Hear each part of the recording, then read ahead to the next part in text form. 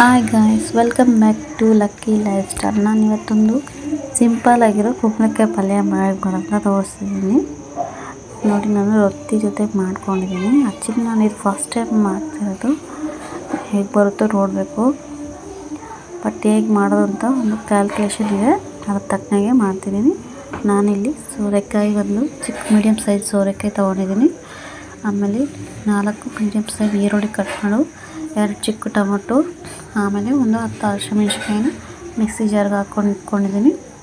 ಇಲ್ಲಿ ಒಂದು ಕಡಾಯಿ ಇಟ್ಟು ಎಣ್ಣೆ ಹಾಕಿ ಸಾಸಿವೆ ಜೀರಿಗೆ ಹಾಕ್ತಿದ್ದೀನಿ. ಚಿಟಪಟ ಅಂದ ನಂತರ ಆಮೇಲೆ ಕಡಲೆಬೇಳೆ ಉದ್ದಿನಬೇಳೆ ಹಾಕಿ ಸ್ವಲ್ಪ ಕಲರ್ ಚೇಂಜ್ ಆಗೋವರೆಗೂ ಮಿಕ್ಸ್ ಮಾಡ್ಕೋಬೇಕು.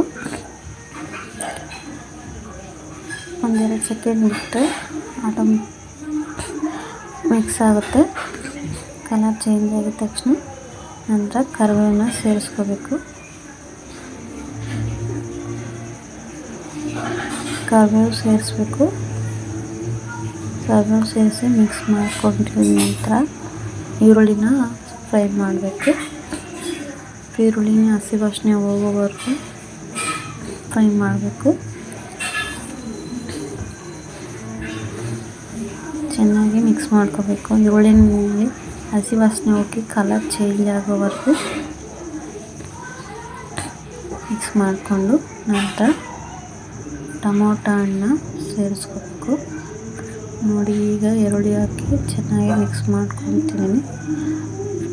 ವಿಡಿಯೋನ ಒಂದು ಕ್ಲಿಯರಾಗಿ ನೋಡ್ಕೊಳ್ಳಿ ಒಂದ್ಸತಿ ಹೇಗೆ ಮಾಡೋದಂತ ನಿಮಗೆ ಗೊತ್ತಾಗುತ್ತೆ. ಈ ಥರ ಫ್ರೈ ಆಗಬೇಕು. ನಂತರ ಟೊಮೊಟೊನ ಹಾಕಬೇಕು.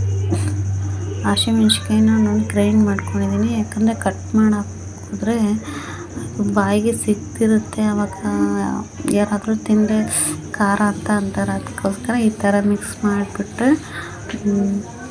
ಆ ಥರ ಗೊತ್ತೇ ಆಗೋಲ್ಲ ಹಸಿಮೆಣ್ಸಿನ್ಕಾಯಿ ಹಾಕಿದ್ದಾರೆ ಅಂತ.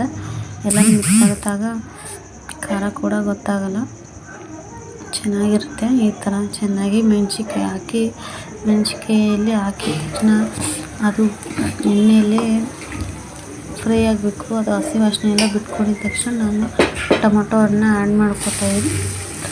ಟೊಮೊಟೊ ಕೂಡ ಅಷ್ಟೇ ಸ್ವಲ್ಪ ಸಾಫ್ಟ್ ಆಗಬೇಕು. ಅದಕ್ಕೋಸ್ಕರ 1-2 ಸೆಕೆಂಡ್ ಮುಚ್ಚಬೇಕು. ಮುಚ್ಚಿದ ತಕ್ಷಣ ಸಾಫ್ಟ್ ಆಗುತ್ತೆ. ಎಣ್ಣೆ ಬಿಟ್ಕೊಳ್ಳೋಂತ ಇಡಬೇಕು. ಮತ್ತು ಮುಚ್ಚಿ ಸ್ವಲ್ಪ ಸಾಫ್ಟ್ ಆಗೋವರೆಗೂ ಬಿಟ್ಟು ನೋಡಿ, ಈ ಥರ ಆಗಿದೆ. ಒಂದು ಪಲ್ಯ ರೀತಿ ಆಲ್ರೆಡಿ ರೆಡಿ ಆಗಿದೆ. ಈಗ ನಾನು ಇದಕ್ಕೆ ಸೋರೆಕಾಯಿನ ಸೇರಿಸ್ತಿದ್ದೀನಿ. ಒಂದು ಬಟ್ಲಲ್ಲಿ ಸೋರೆಕಾಯಿ ಕಟ್ ಮಾಡಿ ಇಟ್ಕೊಂಡಿದ್ದೆ. ಈ ರೀತಿ ನಾನು ಚಿಕ್ಕದಾಗಿ ಕಟ್ ಮಾಡ್ಕೊಂಡು ಇಟ್ಕೊಂಡಿದ್ದೀನಿ. ಇದನ್ನೀಗ ಚೆನ್ನಾಗಿ ಮಿಕ್ಸ್ ಮಾಡ್ಕೋಬೇಕು. ಎಲ್ಲನೂ ಒಂದಕ್ಕೊಂದು ಮಿಕ್ಸ್ ಮಾಡೋ ರೀತಿಯಲ್ಲಿ ಈ ರೀತಿ ಮಿಕ್ಸ್ ಮಾಡ್ಕೋಬೇಕು.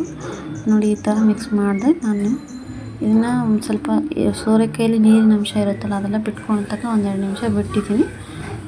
ಬಿಟ್ಟು ಮಿಕ್ಸ್ ಮಾಡ್ಕೊತಿದ್ದೀನಿ 1-2 ಸೆಕೆಂಡು. ಆನಂತರ ನಾನಿಲ್ಲಿ ರುಚಿಗೆ ತಕ್ಕಷ್ಟು ಉಪ್ಪು, ಚಿಟಿಕೆ ಅರಿಶಿನ ಹಾಕ್ತಿದ್ದೀನಿ ಅಷ್ಟೇ. ಇನ್ಯಾವ ಐಟಮು ಹಾಕ್ತಾಯಿಲ್ಲ. ಇಷ್ಟೇ ಇವೆರಡೆ ಹಾಕಿ ಚೆನ್ನಾಗಿ ಮಿಕ್ಸ್ ಮಾಡಿ ಅದು ಮುಳುಗುವಷ್ಟು ನೀರು ಹಾಕ್ಬೇಕು.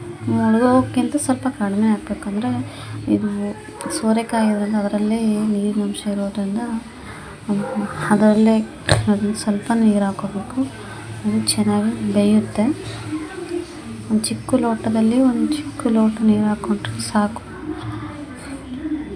ಈ ರೀತಿ ಎಲ್ಲ ಮಿಕ್ಸ್ ಮಾಡಿ